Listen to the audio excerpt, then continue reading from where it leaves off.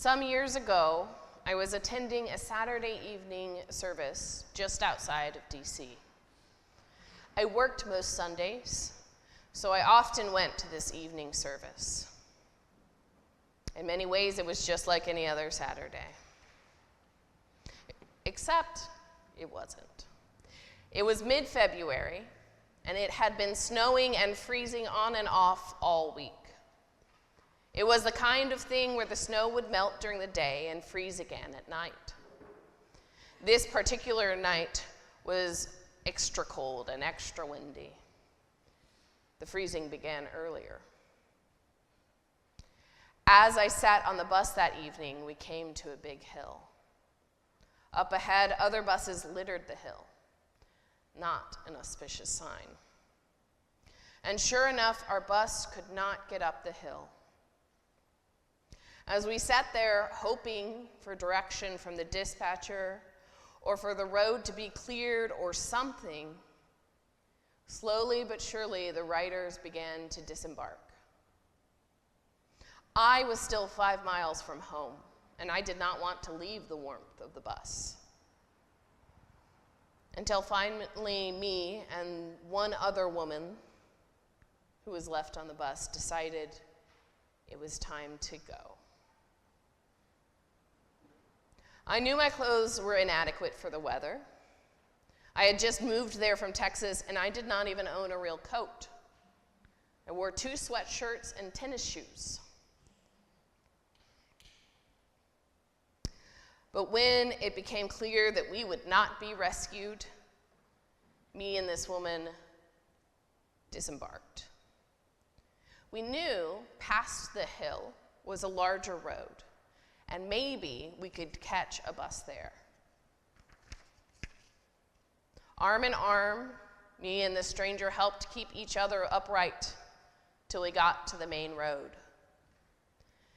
There we found some others from our bus still waiting at another bus stop.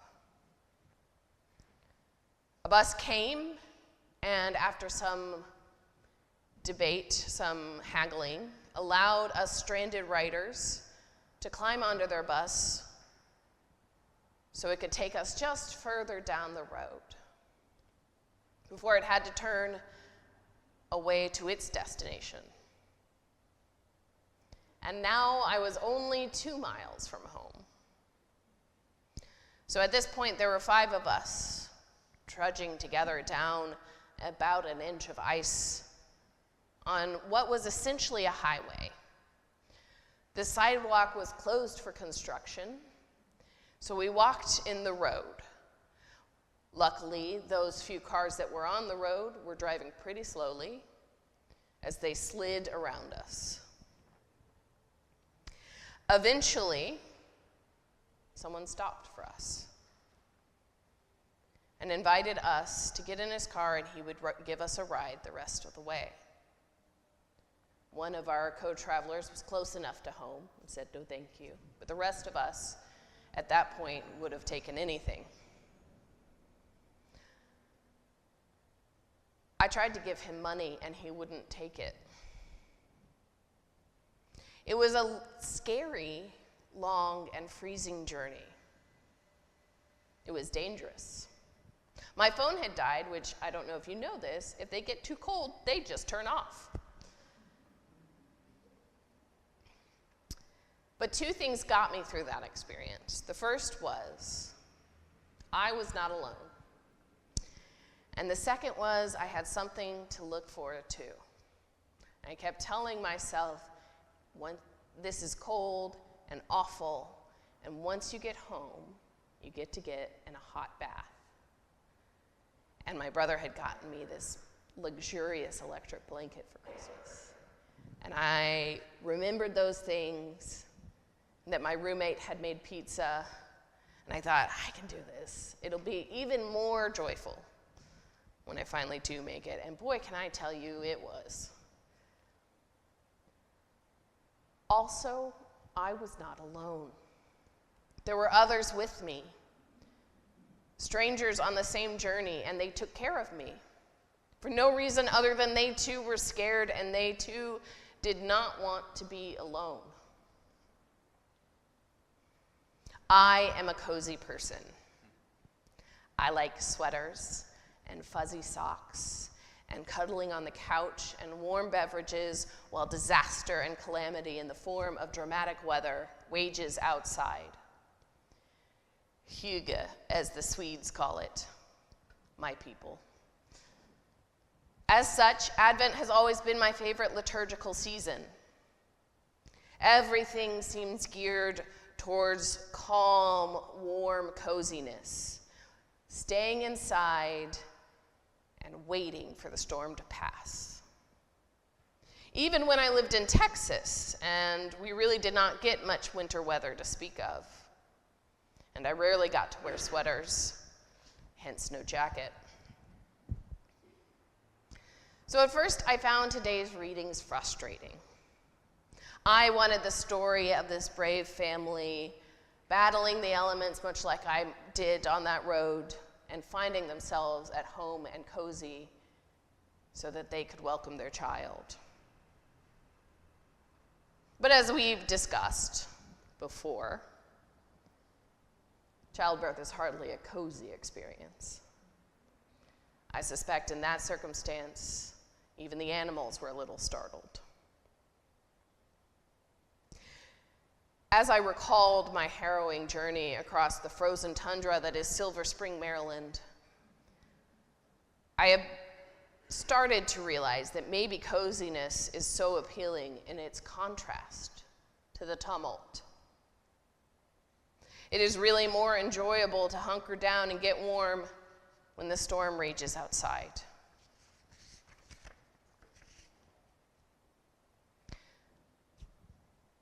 It makes me realize why so much of our faith requires hope. When we come to the time of waiting, we contemplate what is and what could be. The differences are slim, it seems, between struggle, relief, and joy. And how good it feels when the relief comes. When we finally get to open the presents Christmas morning. When God's kingdom is finally made known to the world.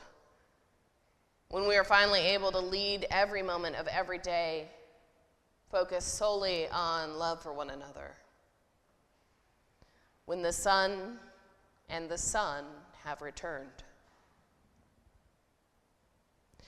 That hope for reality is as cozy to me as any heated blanket ever could be. So we begin Advent not immediately with relief, but with the challenges once more of the violence of endings. In Jeremiah, the people hold on to the fulfillment of God's promise, a safe Israel, in order to survive the exile they find themselves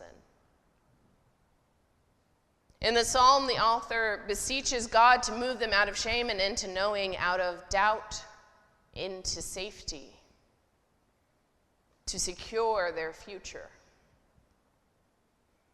And both are readings of faith and hope in a time of tumult. They are done during times where it is hardest to feel hope and where it is most important to feel hope. A reminder that we can get through the storm. To look for the fig leaves, to see that summer will come again. Over and over again, we weather winter, we weather exiles, the end of times, wars, and the shaking of all that ever seemed unshakable. And then we find relief in the spring. And in order to get through the hard times, we must tell each other the stories of triumph. The promises that God has fulfilled. To remind ourselves, to remind each other that they will again be fulfilled in the future. In our winters, both figurative and literal, we are called to remember that the hope springs eternal. That in time immemorial, when the darkest of times have come, they have also passed. So at the beginning of winter, the beginning of a time of loss and fear and endings, we remind ourselves and each other out of love for the good that is to come. There is always something left to love. And the sun cannot return until the winter does its work. Amen.